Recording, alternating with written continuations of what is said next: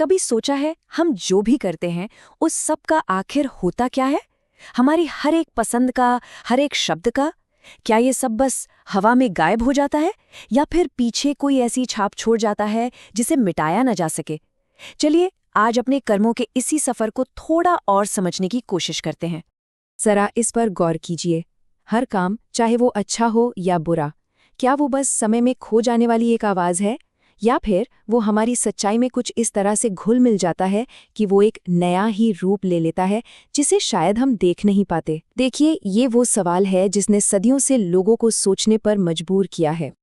और इसका जवाब हमें शायद किसी साइंस की किताब में नहीं बल्कि एक बहुत पुरानी कहानी में मिलता है। एक ऐसी कहानी जो ये बताती है कि हमारे कर्मों का नतीजा हमारी सोच से कई ज़्यादा अजीब और जीता जागता हो सकता है। तो हमारी कहानी एक ऐसी जगह से शुरू होती है जहां कर्मों के नतीजों ने सचमुच एक शरीर ले लिया है। यहां पाप कोई सोच या ख्याल नहीं है, बल्कि एक जिंदा जागता डरावना वजूद है जो जिंदा लोगों की दुनिया पर पहरा दे रहा है। जरा सोचिए, एक भीड़ भाड़ वाला बाजार, वहां अनाज की एक दुकान है, लेकिन पहरेदारी के लिए कोई इंसान नहीं, बल्कि एक बहुत ही खौफनाक जीव खड़ा है जिसके 25-30 सींग हैं और हाथ में एक तेज भाला। उसे देखकर ही लगता है जैसे वो कोई भयानक चेतावनी दे रहा हो। पर यह जीव कोई बेजान मूर्ति नहीं है। इसका बस एक ही मकसद है, दुकानदार के बेटे पर नजर रखना। और जैसे ही वो लड़का किसी ग्राहक को कम तौलकर या नाप में गड़बड़ करके ठगने की कोशिश करता है, वो जीव तुरंत अपने भाले से उस पर वार कर देता है। मतलब वो किसी भी तरह की बेईमानी को होने ही नहीं देता। और जब आखिरकार उससे पूछा गया कि वो कौन है, तो उस जीव के जवाब ने एक ऐसा सच सामने रखा जिसे सुनकर रोंगटे खड़े हो जाएं। उसने कहा, मैं कोई और नहीं बल्कि इस दुकानदार के मरे हुए पिता के पापों का जीता जागता रूप हूं। तो ये था सारा राज। पिता ने अपनी जिंदगी में जो भी धोखा दिया, जो भी लालच किया, वो सब उसकी मौत के साथ खत्म नहीं हुआ, बल्कि उन सारे पापों ने मिलकर एक शरीर ले लिया और इस राक्षस के रूप में जिंदा हो गए। और विडंबना देखिए, ये पाप से जन्मा वजूद अब उसी के बेटे को पाप करने से रोक रहा है। लेकिन तब क्या होता है जब कर्म धोखे के नहीं बल्कि नेकी के हों? अब सिक्के का दूसरा पहलू देखने के लिए चलिए एक दूसरी दुकान पर चलते हैं।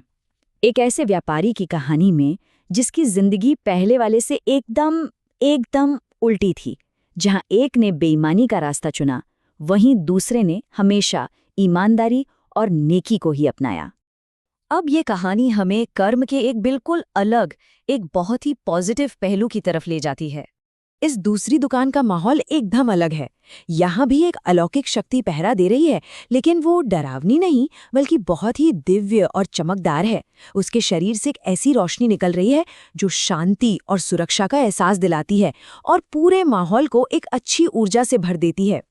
और ठीक उस राक्षस की तरह ही जब इस दिव्य प्राणी से पूछा गया कि वो कौन है, तो जवाब उतना ही हैरान करने वाला था। उसने कहा, मैं इस दुकान के मालिक स्वर्गीय व्यापारी सगलानंद के जिंदगी भर के अच्छे कर्मों का जीता जागता रूप हूं। लेकिन यहाँ कहानी में एक ट्विस्ट आता है। ये दिव्य प्राणी परेशान है क्योंकि उस नेक सगलानंद का बेटा अब अपने पिता के रास्ते से भटक रहा है। वो बेईमानी की तरफ जा रहा है। उसके बुरे काम पिता की अच्छाई की विरासत को धीरे धीरे खत्म कर रहे हैं और ये दिव्य रक्षक उस धीमी होती रोशनी को बचाने के लिए तड़प रहा है। तो ये दोनों कहानियां हमें हमारे कर्मों की विरासत के बारे में आखिर सिखाती क्या हैं? ये हमें दिखाती हैं कि इसका असर हमारी अपनी जिंदगी से कहीं कहीं ज्यादा दूर तक जाता है। ये पूरी प्रक्रिया ही हैरान करने वाली। मतलब पहले एक इंसान अपनी जिंदगी जीता है और अपने कर्मों को इकट्ठा करता है, फिर मृत्यु के बाद उन कर्मों की सारी ऊर्जा बिखरती नहीं बल्कि एक होकर एक जीता जागता रूप ले लेती है। यही रूप फिर अगली पीढ़ी के लिए या तो एक रक्षक बन जाता है या एक सजा देने वाला पहरेदार। और सबसे जरूरी बात, अगली पीढ़ी के काम उस विरासत को या तो और मजबूत बना सकते हैं या फिर उसे कमजोर करके खत्म भी कर सकते हैं। तो इस पूरी कहानी का निचोड़ क्या है? ये हमें रिश्तों की सच्चाई के बारे में एक बहुत ही गहरी बात बताती है। ये कहानी एक बहुत गहरी सच्चाई को सामने लाती है।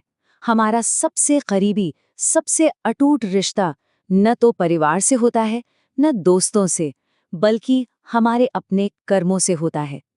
दुनिया के सारे रिश्ते शायद फीके पड़ जाएं, लेकिन हमारे कर्म हमारा साथ कभी नहीं छोड़ते, मौत के बाद भी नहीं। तो हमारे सबसे पहले सवाल का जवाब ये है, नहीं, हमारे कर्म कहीं गायब नहीं होते, वो बस अपना रूप बदल लेते हैं और हमारे सबसे पक्के साथी बन जाते हैं, जो हमारे जाने के बहुत बाद तक हमारी कहानी को दुनिया को बताते हैं।